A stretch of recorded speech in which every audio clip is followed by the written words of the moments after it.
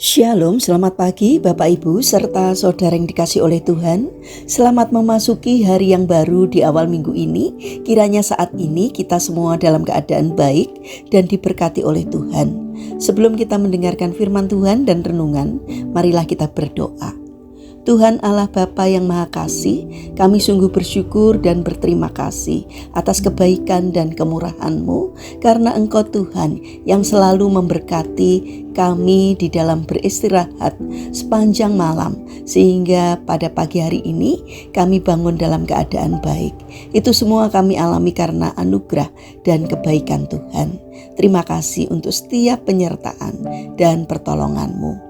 Jika saat ini kami akan mendengarkan firman-Mu, kami memohon Tuhan memimpin kami dengan Roh Kudus-Mu agar kami dapat mengerti dan memahami apa yang Tuhan sampaikan kepada kami melalui firman-Mu. Bimbing hati kami, mampukan kami untuk mentaati firman-Mu. Terima kasih Tuhan. Di dalam nama Tuhan Yesus Kristus kami sambut berkat firman-Mu. Amin. Bapak Ibu serta saudara yang terkasih, bacaan firman Tuhan saat ini diambil dari TB2, Kitab Amsal pasal 2 ayat 10. Demikianlah sabda Tuhan. Karena hikmat akan masuk ke dalam hatimu dan pengetahuan akan menyenangkan jiwamu. Tema renungan saat ini adalah sentuhan kasih yang mengubahkan. Bapak Ibu serta saudara yang terkasih, hidup Helen Keller adalah gambaran nyata tentang betapa dahsyatnya kuasa kasih yang menyentuh hati. Pada usia 2 tahun, Helen Keller kehilangan kemampuan melihat dan mendengar akibat suatu penyakit. Dunia yang sebelumnya penuh warna dan suara mendadak berubah menjadi gelap dan sunyi. Ia terasing dari lingkungannya, tidak mampu berkomunikasi dan tumbuh menjadi pribadi yang liar serta sulit untuk dikendalikan. Ketika perasaan tidak nyaman muncul, ia menendang, mencakar, dan berteriak tanpa suara. Orang tuanya pun diliputi kesedihan dan hampir kehilangan harapan. Namun pada tanggal 3 Maret 1887, sebuah titik balik terjadi. Nona Anne Mansfield Sullivan datang menjadi guru bagi Helen Keller. Ia tidak datang dengan kekerasan, kemarahan, atau keputusasaan, melainkan dengan sentuhan kasih, kesabaran, dan ketekunan yang luar biasa. Perlahan tetapi pasti, kasih itu menembus kegelapan hati dan pikiran Helen. Sentuhan demi sentuhan, bimbingan demi bimbingan, membuat Helen mulai mengenal makna kata, huruf, dan akhirnya mengenal dunia. Dalam waktu 3 tahun, Helen mampu membaca dan menulis dengan huruf Braille. Pada usia 16 tahun, ia dapat berbicara dengan baik dan melanjutkan pendidikan hingga ke perguruan tinggi.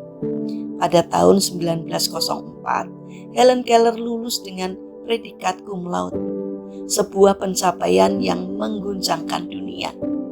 Dari seorang anak tanpa harapan, ia menjadi sosok inspiratif yang mengabdikan hidupnya untuk menolong orang-orang buta dan tuli, melanjutkan kasih yang pernah ia terima dari gurunya, bahkan dalam skala yang lebih besar.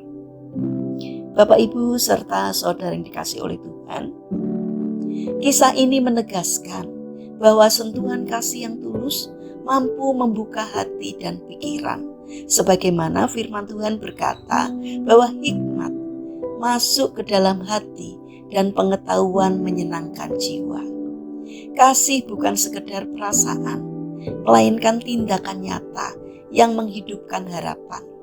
Kasih yang sabar dan setia dapat mengubah keterbatasan menjadi kekuatan, luka menjadi kesaksian, dan penderitaan menjadi berkat.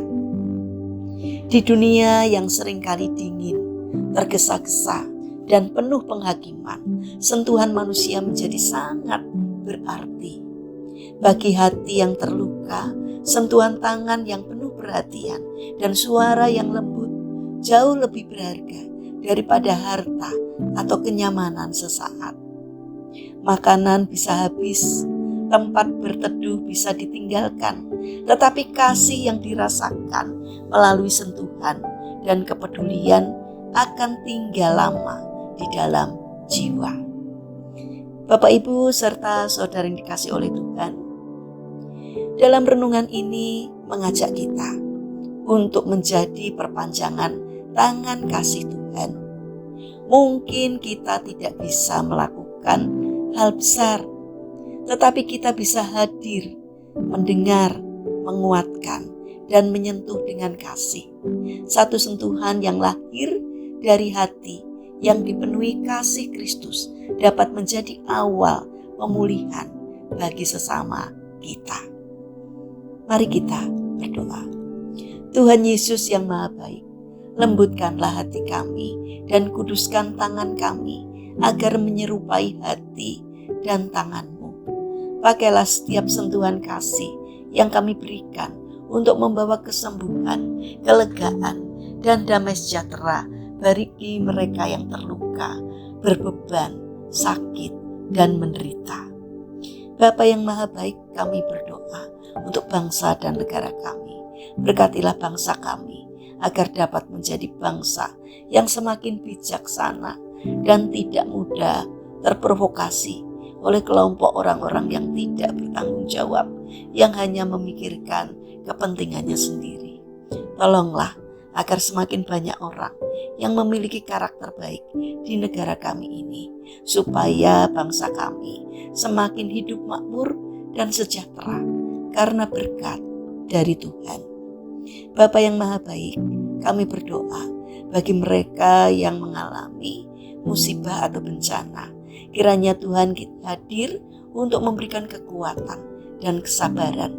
Kiranya Tuhan senantiasa menaruh pengharapan dan percaya kepada mereka untuk mempercayai Engkau sebagai penolong di dalam hidupnya.